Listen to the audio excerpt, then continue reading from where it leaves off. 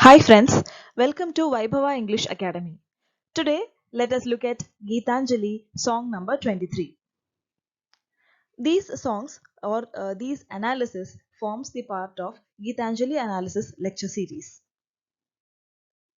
Coming to the song, art thou abroad on this stormy night on the journey of love, my friend? The sky groans like one in despair. I have no sleep tonight. Ever and again I open my door and look out on the darkness, my friend. I can see nothing before me. I wonder where lies thy path. By what dim shore of the ink black river, by what far edge of the frowning forest, through what mazy depths of gloom art thou threading thy course to come to me, my friend? Now let us look at the analysis. The poet asks the friend if he is abroad and journeying on that stormy night. The poet is wanting or waiting for his friend to come home to him. The poet is sleepless and also he is restless. The poet keeps opening the door to peep into the darkness to find if the friend has arrived.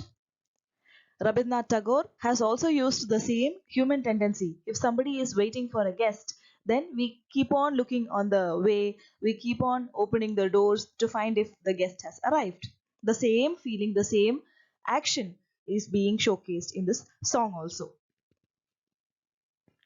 The poet tries to imagine the pain taken by his friend to reach him.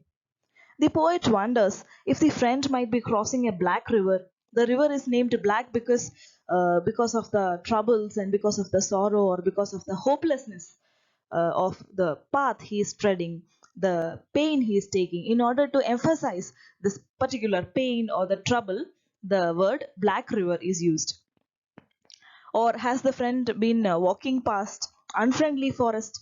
Because we all know forests are filled with danger. Danger might be in the form of animals, wild animals, or some spirits, or human beings themselves.